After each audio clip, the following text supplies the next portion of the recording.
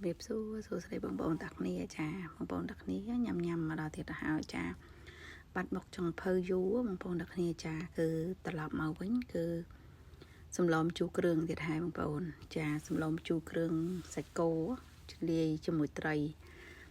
ចាមកវិញម្ដងហ្នឹងគឺរៀងប្លែកចឹងណាបងប្អូនទាំងគ្នាចានេះគឺរៀបចំដុសយកទៅជូននៅកង់វត្តពិសាអាហារថ្ងៃថងចឹងណាបងប្អូនចាតើទៅមើលពីវិធីធ្វើជាមួយខ្ញុំទាំងអស់គ្នាបងប្អូនចាជាដំបូងហ្នឹងគឺខ្ញុំដាក់ប្រេងចូលក្នុងឆ្នាំងសិនហើយបន្ទាប់មកខ្ញុំដាក់ប្រហុកសាច់ចូលចាបន្ទាប់ពីដាក់ប្រហុកសាច់ចូលឬរាល់ហើយហ្នឹងខ្ញុំយកម្ទេសចាម្សៅម្ទេសយកមកដាក់ចូលកន្លះស្លាបព្រាចាបន្ទាប់ពីដាក់ម្សៅម្ទេសហើយយើងកូរឲ្យរៀងឡើងចេញប្រេងបន្តិចណាបងប្អូនអ្នកគ្នាចាកូរទៅកូរមកឲ្យម្ទេសយើងរៀងចេញប្រេងបានខ្ញុំយកគ្រឿងដែលបានកិនហើយហ្នឹងយើងមកដាក់ចូលចាបន្ទាប់មកយើងរំលីងគ្រឿងជាមួយនឹងប្រេងម្ទេសរបស់យើងនឹងចាឲ្យឡើងពុះចឹងណាបងប្អូនកូរទៅកូរមកឲ្យម្ទេសយើងក៏ឡើងក្រហមល្អចាបន្ទាប់មកបានចំយកស្ករចាកន្លះស្លាបព្រាយើងមកដាក់ស្ករត្នោតបងប្អូន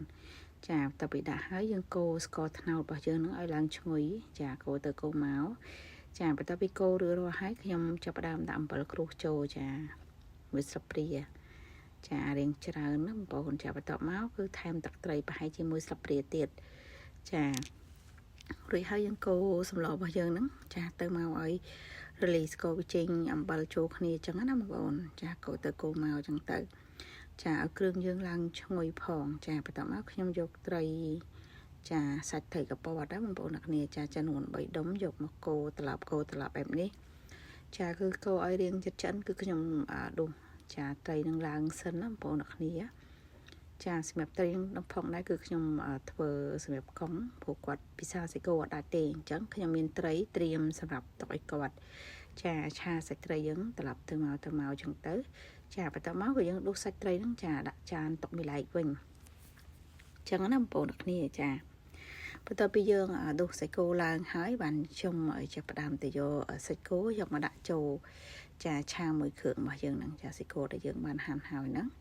ចាយកទៅឆាត្រឡប់មកមួយគ្រឿងយើងហ្នឹងចាឲ្យរៀងសាច់គោយើងឡើងដាច់ទឹកប្រៃបន្តិចណាបងប្អូនចាកូរទៅកូរមកឲ្យគ្រឿងឲ្យ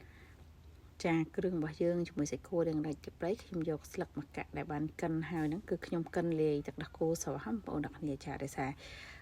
អត់មានខ្ទិះដូងអត់ប្រើខ្ទិះដូងទេចាគឺមានទឹកដោះគោស្រស់ខ្ញុំដាក់ទឹកដោះគោស្រស់ចូលចាបន្ទាប់មកយើងកូរលបាយស្លឹកម្កាក់របស់យើងដែលកិនហើយហ្នឹងចាសម្លចាណាងរបស់ខ្ញុំហ្នឹងចាត្រឡប់ទៅមកអញ្ចឹងទៅណាបងប្អូនអ្នកគ្នាដើម្បីឲ្យសាច់យើងចូលសព្វគ្នាជាមួយស្លឹកម្កាក់ហ្នឹងទៅចាស្លឹកម្កាក់គឺខ្ញុំប្រើម្ជូរស្លឹកម្កាក់ហ្នឹងដោយសារជូរស្រាប់ចាបន្ទាប់មកនេះខ្ញុំប្រើចាទឹកដោះគោហ្នឹងចាដាក់ចូលមកហើយតែម្ដងបងប្អូនគ្នាចាដោះគោហ្នឹងញ៉ាំពេលល្ងាចចាញ៉ាំចាដោយសារអីខ្វះខ្ទិះដូងអីអាចជំនួសបានចាបន្ទាប់មកនេះបងប្អូនទឹកសម្លរបស់ខ្ញុំឡើងពុះបានប៉ុណ្នេះហើយចាបន្ទាប់មកខ្ញុំយកតកូនយើងយកមកដាក់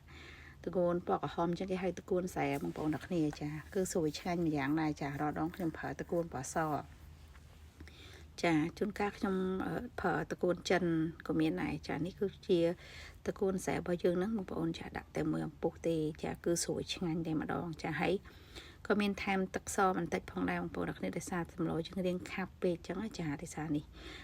សម្លយើងចិត្តឆ្អិនហើយខ្ញុំទៅចាប់ផ្ដើមយកត្រីដែលបាន